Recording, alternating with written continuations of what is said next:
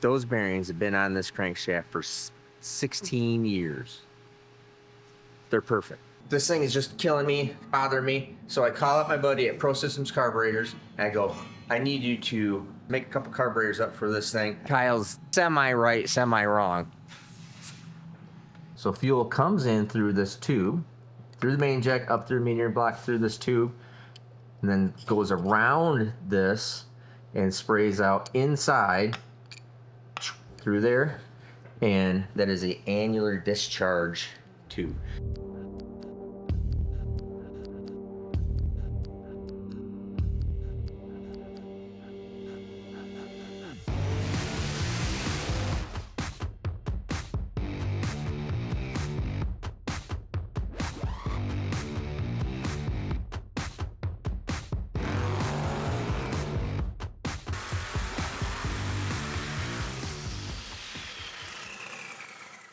All right, guys, we're here back in the shop in the assembly area, and we've got a little special something for you guys. We've got Rick Johnson's small block Chevy.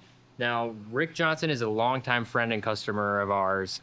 I believe we actually met him through Tom Bailey. He works over there at ASN with Tom. And my dad actually built this engine.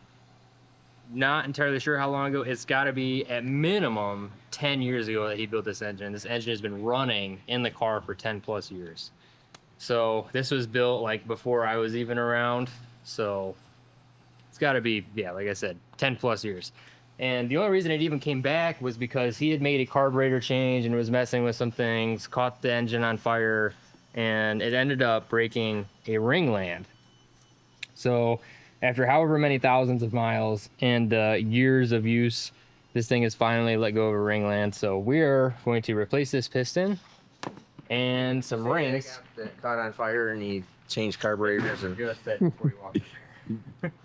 yeah. How long ago was this built? I would have built this in 2008 or 9. Oh my goodness, that's way longer than I thought it was then. So it's 2025 now, so 16 years. 16 years. 16 years. Still gonna use the same bearings back in it. Yeah, so check this out, guys. We did want to touch on this. These are what the main bearings look like. Almost new condition. We can look at our thrust bearing here. Same story. These bearings are being, Now, yeah, there is no signs of wear whatsoever on these. now, do you want the reason why we're not just gonna just throw bearings in it just because? You don't need to. Besides, you don't need to. But, so, those bearings have been on this crankshaft for 16 years. They're perfect. What if we put a brand new set of bearings in there and it just happened to have a factory defect? It happens. Factory defects happen all the time. Made a problem and it's hurt a bearing. You see what I mean? So, way back in the day, and back before I built this engine, I used to be in NHRA Pro Stock. Used to build NHRA Pro Stock engines. So, unlimited money, doesn't matter. Throwing a part at it means nothing. It would absolutely, whatever. Never change bearings. We would change connecting rods and put the same old bearing back in. Because once they're set, once they're nice, hey, it's a proven part. Why change it? There's no reason. If it ain't broke, don't fix it. So rod bearings, same exact story. This is the actual rod from the piston where it broke the ringland. And you can see this thing is just absolutely funny. It is ready to go.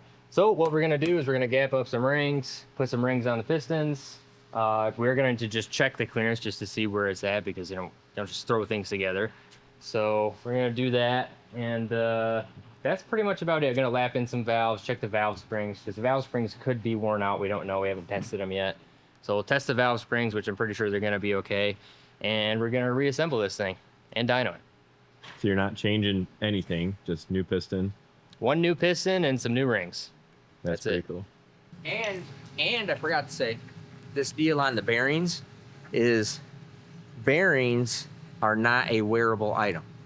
If a bear, so like for instance, we're gonna put new rings in it. The rings are friction; they wear out, right? They're going up and down. They make friction; they wear out. Springs or rockers or valves, even connecting rods or the pistons, that stuff can wear out. If the oiling system is correct, it doesn't have any problem. Those bearings have never made contact with anything other than oil. So they've never worn out. If your bearing is worn out, you got bigger problems than trying to think about saving bearings or whatever. Because your bearing would never wear out because it never touches anything.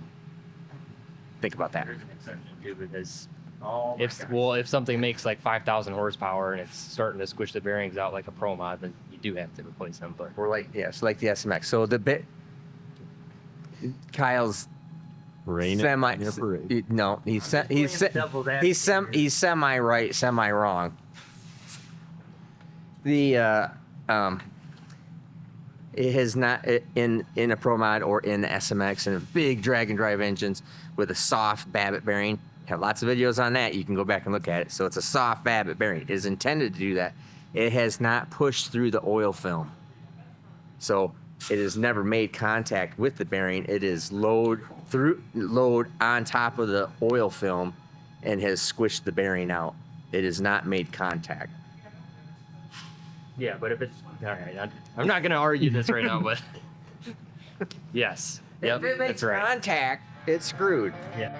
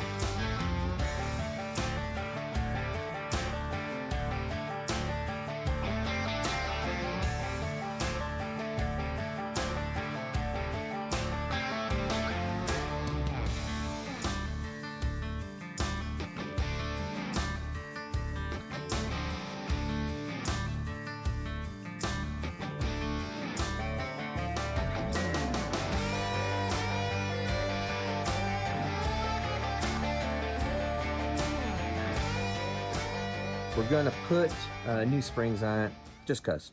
And they're 25 pound spread, which means they vary 25 pounds just on the seat. Getting a little bit light on some of them. They've been in there for almost, what did we figure this thing was? 18 years. 18 years.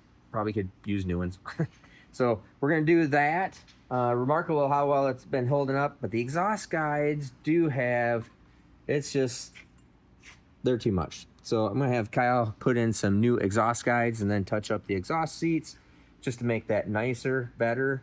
Ground all the valve stem tips. I mean, everything looks great. In this kind of application, it's not like we're gonna throw everything away and replace everything in the engine: valves, springs, retainers, keepers, pistons, rods, crankshaft. I mean, Rick just wants us to have just wants it back nice, good, and running for probably another 18 years or whatever. So I think everything here is fine. You can't see anything wrong. There's nothing more than just normal wear on some of this stuff.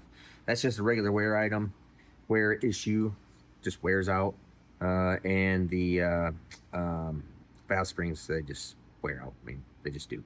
So we're gonna keep on plugging away at that and throw some exhaust guides in this, and then touch up the valve job, and then finish putting this thing together and then onward ho to the dyno. So Kyle's got the old guides. See the guide hole size difference? Big hole. Drove the old guide out. If you've never seen this kind of thing before. Now this is only on certain heads. This isn't everything in the world, but most all race heads are going to have some form of a solid guide like this. Got the new guides, and Kyle's going to beat those in, and then we'll size the guide to the valve stem. Then we'll just recheck our valve job and make sure it's all correct. Correct? That's correct. That is correct. Okay, so proceed.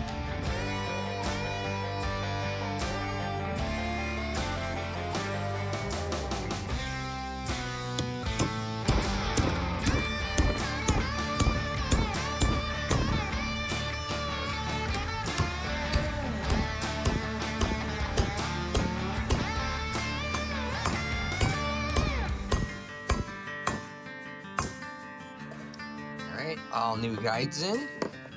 Now we have these really super cool. Now this is a thousandths tight or so, and just like too tight. Okay, and we have these reamers, super high end, really nice piloted reamer, and these things work like a dream. I'll show you what Kyle does here real quick. Let it run through.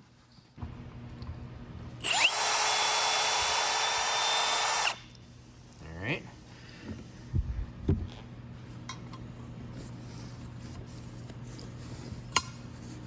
There you go. And that thing is spot on the money, 342. But we could always come in here and just hone if we wanted a little bit more clearance, do anything like that. But Kyle will go ahead and just ream the rest of these. We'll verify our clearance. Then we will, or actually Kyle will then go ahead and check the valve job, make sure that everything is on center and not moved. And usually when we do this, it actually is really good and doesn't really move. So I think we're getting there. So they're gonna be putting this thing together, correct? That's correct. All right, so let's keep on partying.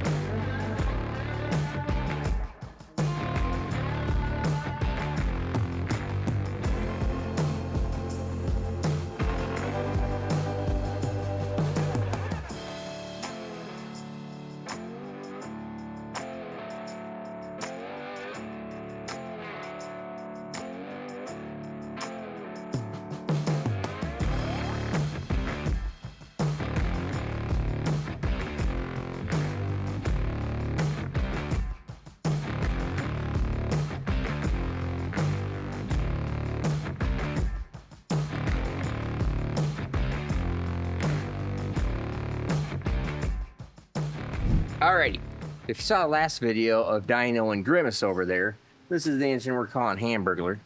And we just put the headers on it. We just got it all fired up without the headers on.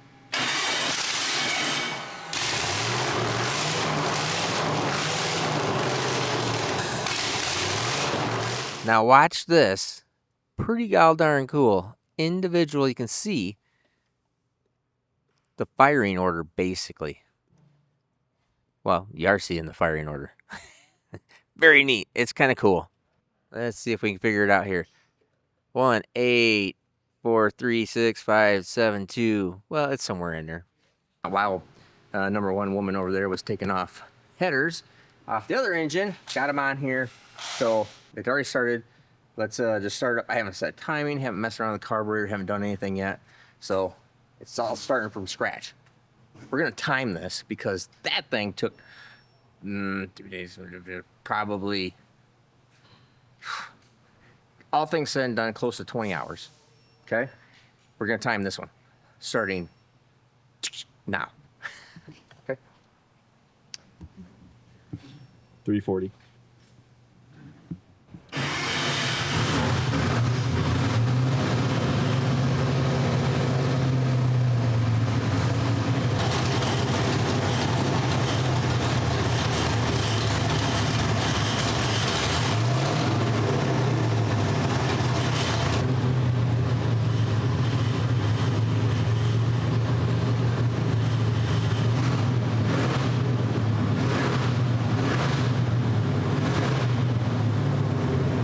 All right, so we had a little bit of flywheel problem here, drive plate. So we're trying to figure out what's misaligned or what's going on with the drive plate. So we're gonna take that apart. So just add into time. All right, so I've decided that we're at 4 p.m. I'm probably not gonna be able to finish tonight. I gotta do a couple other things, including indicating this flywheel or the drive plate. So I'm at a pretty good spot with it. Starts up, revs up, idles. Could probably use a little more accelerator pump on secondary side. Maybe just a little more on the. It needs a little more accelerator pump because I got a little bit of a hiccup in it, tipped in. Some of those things I'm not super fond of always fixing 100% on the dyno because it seems to act differently in the car. So not gonna worry about that right now. We're pretty close, so we're gonna put pause on it. We're at 404. So however many that is, Nate will put it here on the screen. And then when we come back, if it is tonight, I'll show you that. If it's gonna be tomorrow, I'll have to show you that tomorrow. Nate won't be here tomorrow. He has another job he has to go to. Yeah. Job.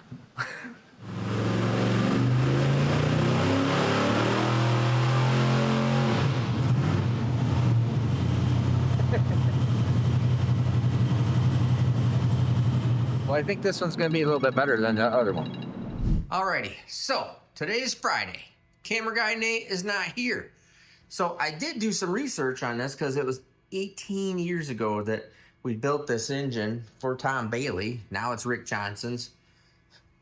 We call this engine the Hamburglar because still on the dyno, right there is Grimace. You can see we had to take the headers off of it to come over here. Now we did test it with those air filters on and did lose some horsepower, but figured that, but it lost a little bit more, so I've got a thought process on that. But this is 427 cubic inches. It's just been such a long time, I just forgot. So that means it's a 4-inch stroke, hydraulic roller, Dart Iron Eagle heads. Now these heads here are the, I believe these are 200s, but they're still the iron head. I think it just did a little bit of pocket porting on it. You can see though, a dual plane Dart intake manifold. Crazy. HDI distributor, hydraulic roller, his carburetor. So we replaced the one piston that was in this engine that was bad. Remember, Rick had a fire, screwed up the carburetor, put a new carburetor on it, went out and drove it again after he had this big fire that burned a whole bunch of stuff up, and then hurt this piston. So, like I said, 427, blah, blah, blah. We just freshened it up, put a new piston in it, put new springs, retainers, keepers on it, because those were old. Otherwise, it is exactly the same. So then, learning my lesson from assuming that new carburetors off of Grimace over here only means needs extra work. Acronym, needs extra work, new.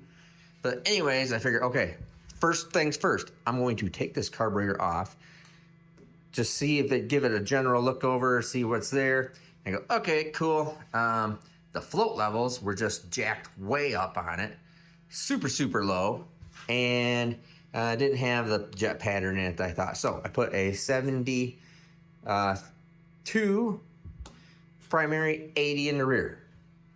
I believe this to be a 750 double pumper but does not have four-corner idling because that does not have a fuel mixture screw in it.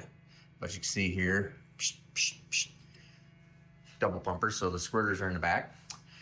So I have already started it up and just checked timing and check for fuel leaks. Time to make hit number 1. 440, so I got it warmed up, so we're gonna say set timing, all that other stuff. Oh, I worked on the carburetor. Pretty easy half hour. I think I actually started on it at 4. All right, so 4 p.m. Let's get out there and actually I'm gonna put the camera in the room. We don't do that very often. Now I have verified. I started up, checked the timing, revs up, sounds fine. Everything sounds really good in it, and we're just gonna do just a nice easy sweep on it. All right, future coming up. I didn't want you guys to think the only thing we ever build is small block Chevrolets. Not that you would think that, but how about this? Kyle's putting this on the dyno right now. Whoa. See, you know it must be nice because I'm petting it right down here like this, stroking it. Anyways, big block. What? Ford. Yes, we have big block Ford program, including this is our big block Ford intake manifold, dual injector or single injector, billet for boost. Obviously, this one's pro charged, and we also have billet valve covers for the C head and A head, and also have all the porting program for your C460 Ford head. So that stuff's all coming up. Just keeping you posted on that. Oh, and let's go look at this little small block Ford. Weird. Small block Ford. 427 cubic inch small block Ford. Supercharged. Got a whole build-up series coming on this too. We do more stuff than what we probably should.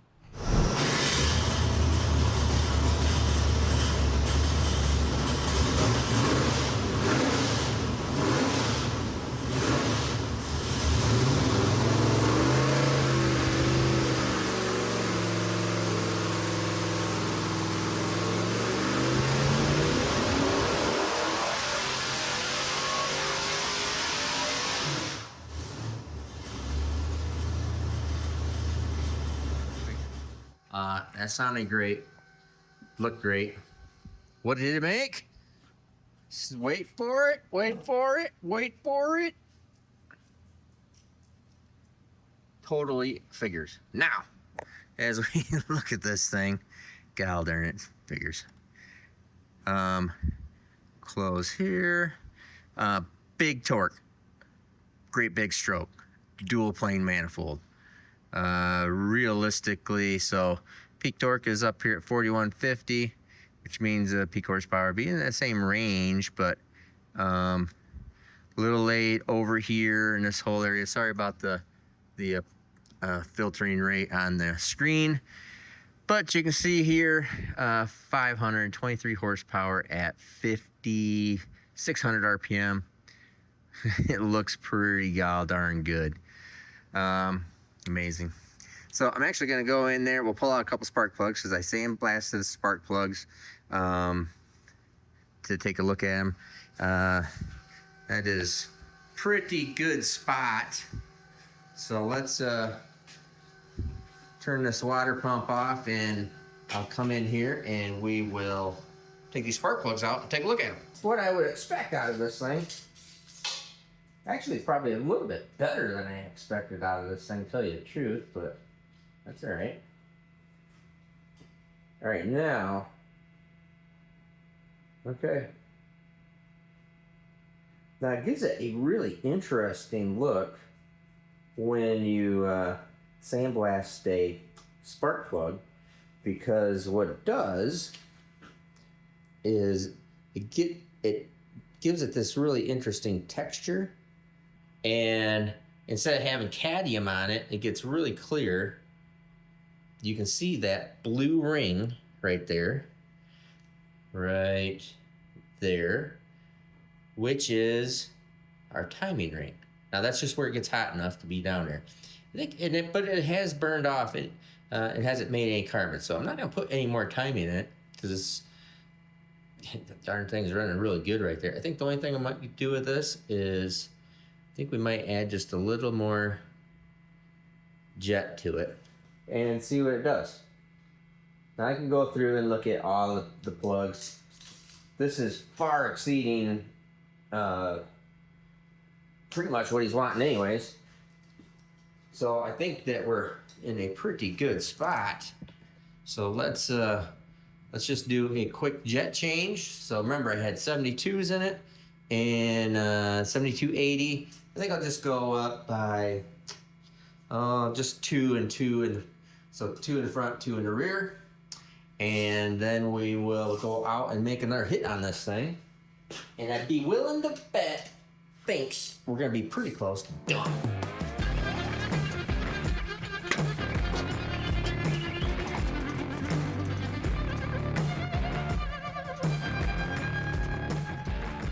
Now this did have a, what was it? The float levels were so screwed up on the low side. It barely do anything other than just idle and barely rev up. That's when we seen we didn't have headers on it. It was just shooting flames. So I hadn't done anything except just physically get it started. And it had a 6773, which seemed a little light on there for me. I think this is going to be pretty darn good. Now, if it picks up a bunch here, which I would doubt that it does, but if it did pick up a bunch, we would add some more jet until it doesn't improve any or actually falls off. So you add more jet until it loses horsepower and then back it back down. So you do the same with timing, do the same with all that stuff. So fuel curve looks at everything looks pretty good on this one. This is pretty good. And like I said, learning my lesson from Grimace over there on don't make an assumption that everything's right. This one's used. I would normally at least look at it first before we bothered.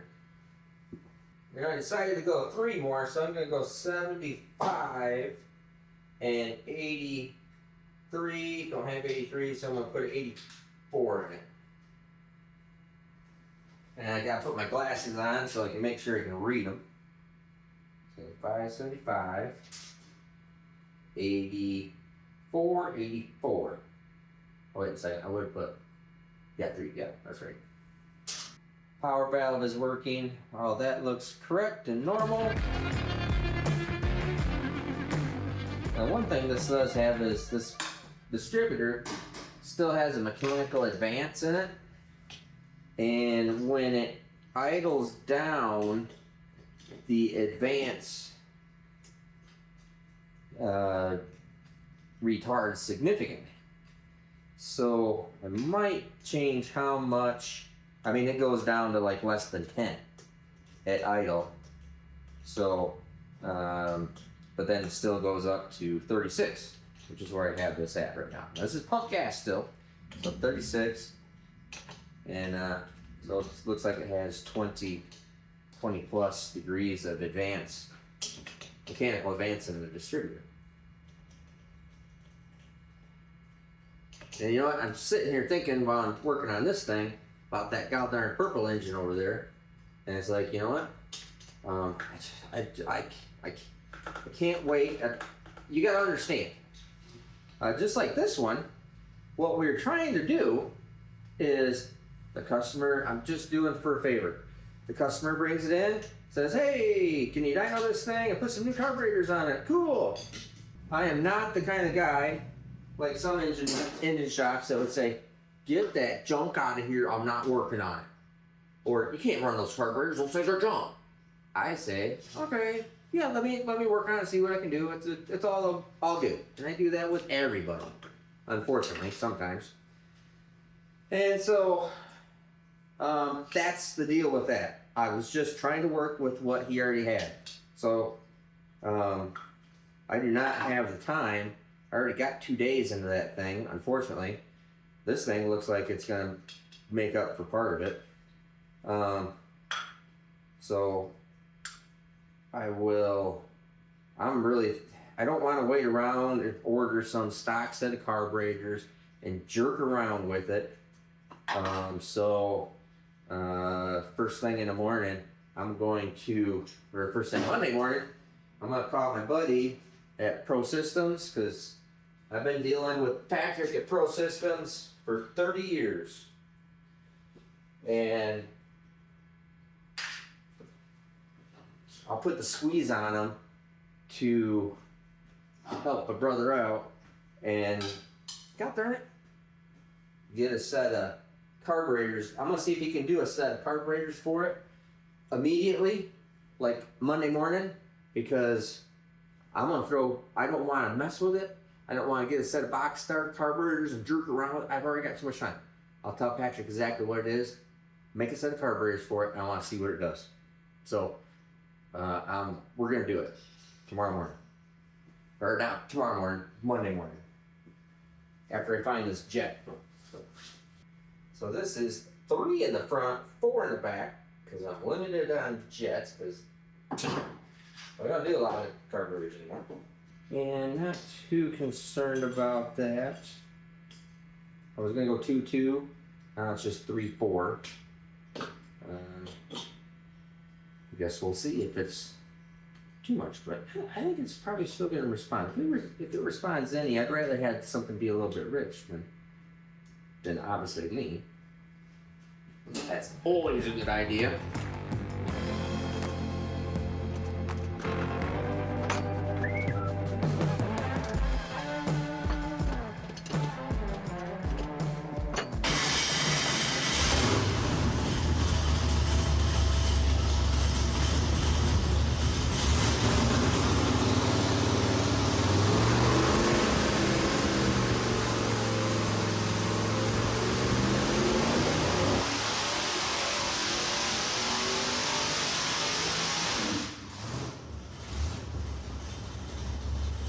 Well, hot diggity dog. I'm actually pretty happy with that, because just made less horsepower. Torque and horsepower. So good. That is on the rich side. We need to just, yeah, it's just down a little bit everywhere, right up through there. I'm able to run this thing up, in that 6,500 area, but yeah, it's just a little bit down. On average, it's probably, like 8 horsepower or so down from a bunch of jet in it. Might actually just leave it right there in that range, but 516, 520, just down a little bit. That's 7 horsepower at peak, and that's about it all the way across. Down 7 horsepower with a bunch of jet in it. It might be perfectly good right dead in the middle of that, but I think I might actually just leave the jet right there. And here, you know what? We're gonna go in there. I'm gonna give it 2 degrees of timing.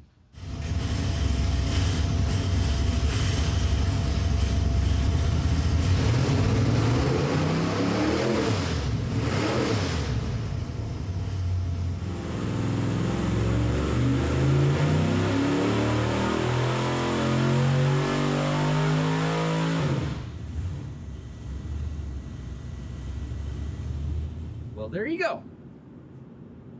That was next to nothing. It was very, very close where it was. Yeah, in fact, actually, yeah, that green line, actually, man, no, it's not happy with that either. So, I am going to go in there, and we're going to take that timing back out, leave that little bit of jet, lost 1 horsepower and 4 horsepower or 4 torque overall. Yeah, I think isn't that interesting? Yeah, I'm just going to take that timing back out, which makes sense. It's just now it's got a little too much timing for peak torque up through here, so it's just a little unhappy up there. So I'll take that timing out, and we are done. By the time we take this thing off the dyno, I'll show you where we're at here. So that's just in that's just in tuning, okay? That doesn't count putting it on the dyno and now taking it off. I mean, it's going to take, you know, hour or so, then clean up and all that other kind of crud. A little over an hour. It takes more than that to put it on. But that is running clock, Nate. 5:09 p.m. Started at 4. That is plus our plus our just a little bit of runtime. So anyways, that basically is 4 o'clock. That's an hour and 9 minutes tuning. I wish they were all that way, but I am going to talk to my buddy Patrick, Pro Systems. We're getting rid of those POSs. Coming right back. All right, it's Monday morning. Nate, camera guy's back. And so you saw, I got the small block done over there. In fact, Kyle's gotten off the dyno already. And it's got the next engine on the dyno. Another small block with a Pro Charger on methanol. So we'll get around to that thing today too, hopefully, or Kyle will. And I told you, this thing is just killing me, bothering me. So I call up my buddy at Pro Systems Carburetors and I go, I need you to drop everything you got going on right now to do me a favor and do me a square. And I said, I need just give me a couple carburetors, make a couple carburetors up for this thing. I tell him what it is, and he tested them. They should be ready to go on because I go, I don't want to just go. I talked to the customer, he's cool with getting new carburetors for it. And I don't want to just buy another set of carburetors and then spend a whole freaking day working on them. So I just call Patrick up, says, do up a set of carburetors over at Pro Systems. So I'm taking these things off right now, and we'll get this thing on, or get the new carburetors on. We already got, obviously got a good baseline on where it was at. I'm usually, when I get stuff from Patrick over there at Pro Systems, you're usually minimal, if no, jet changes. So that's what I'm anticipating is like none. And I think this thing, hopefully, it'll pick up power. I think it was shot. Oh, that was the other thing. As I'm looking at this thing, and we did the big video on this thing, and at the very end we put the air filters on, and it killed more horsepower than I thought. Killed almost exactly what Nate thought it was going to kill, but Nate doesn't know anything. So it makes sense. It was a total freaking guess on Nate's part, and he actually got it right. But it's like, you know what? Those carburetors, even though these are 450s, which you think equals up to 900, they're too small for this engine. Because you restrict a little bit of airflow on it, and it makes even more difference. It's like, all right, it's all adding, maybe that's all adding up. Just kind of thinking about how things work. Because those two little air filters shouldn't have killed that much horsepower. Honestly, shouldn't. So anyways, let's get these things changed over and move on to something else, because this one ain't paying bills no more.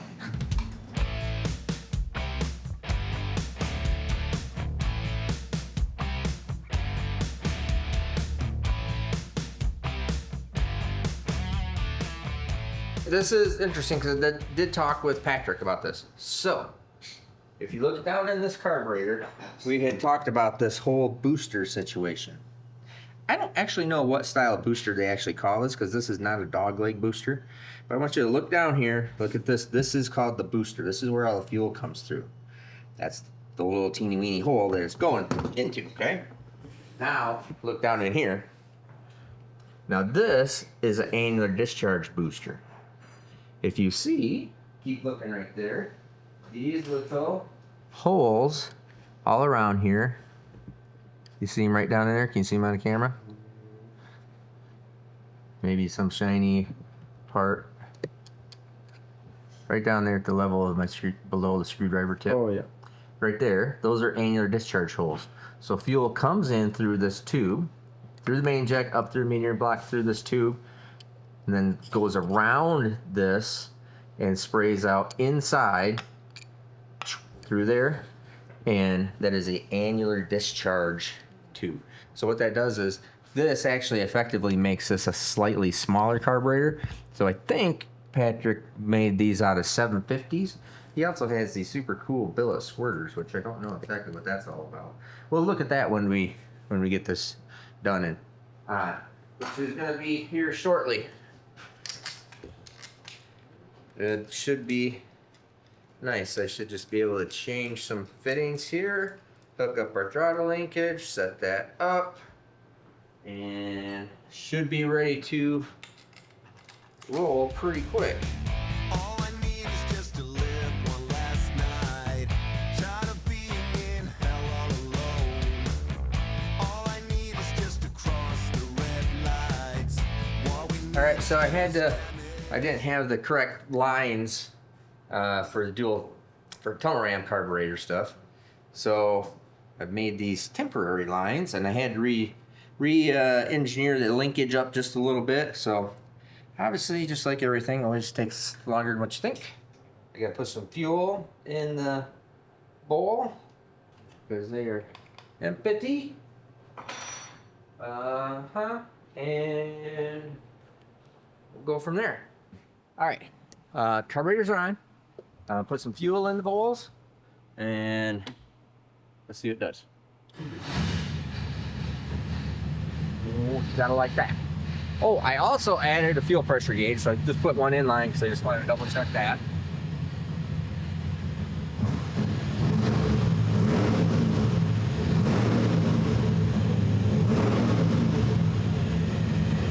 That sounds significantly better. Sounds different, yeah. We gotta let this warm up a little bit here. Now this is the only thing we've done is just threw on the carburetors. I'm not touching them. Nothing. I haven't touched it. So this is the same as it made 469 or something like that. What was it? Yeah, 469, something like that. Yeah. I haven't even turned the idle down or anything, so it's idle a little high. That's fine. All right, just shut it down. It's almost 100 degrees here, and let's make it hit.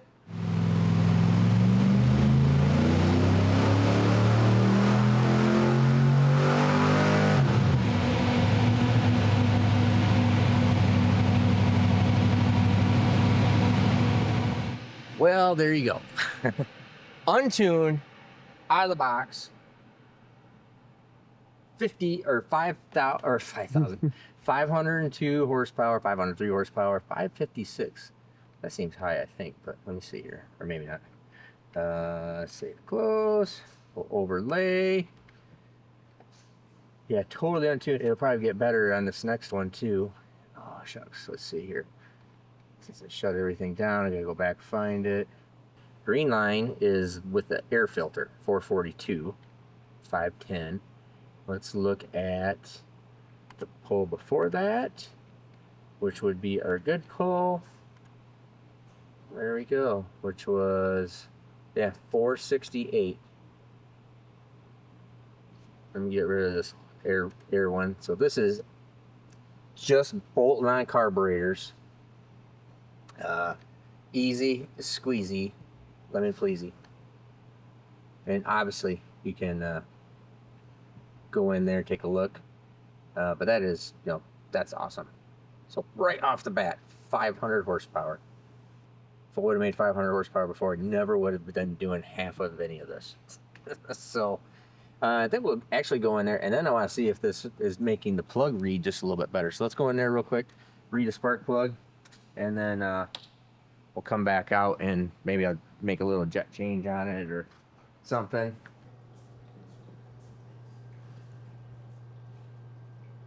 All right, yeah. I think that looks a little rich.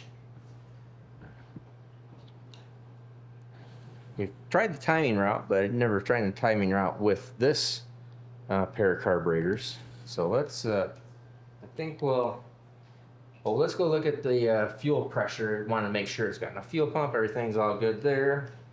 And I think we will probably take a little bit of jet out of it.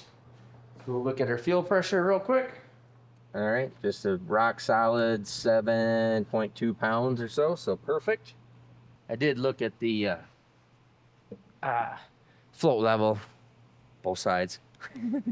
It's all good. Yeah, let's change some jets, and this should have normal jets in it. So interesting. All right, we'll change the jet, and then we're gonna be all done. We'll see what this thing makes. So 30 plus 35 plus horsepower on just out of the box, which is great. No loss of torque on bigger carburetors, which is interesting too. Actually picked up a little bit more, about 10 pounds, I think. And now we'll just do a quick little bit of tune, just a little jet change on it. I'm thinking maybe it'll pick up a little bit more. All right, so we are at two jet sizes different. So it had 74s in it, no power valves. And now I got 72s in it. It drives in pretty nice too for not having a power valve in it, so interesting. All right, let's see where we're at.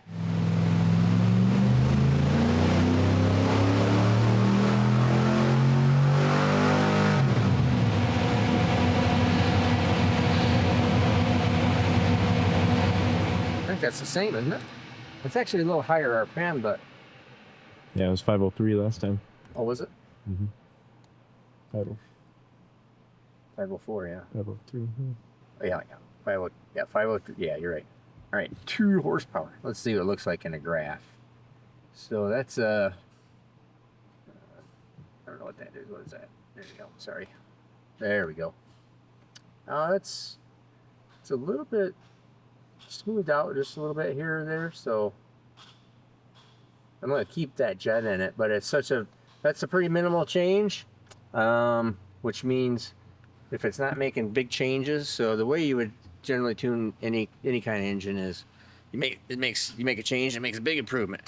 You make another change, it makes it a little less, a little less, a little less, a little less. No improvement. Backwards. Okay, so that's why you normally do that stuff. I say this thing's good.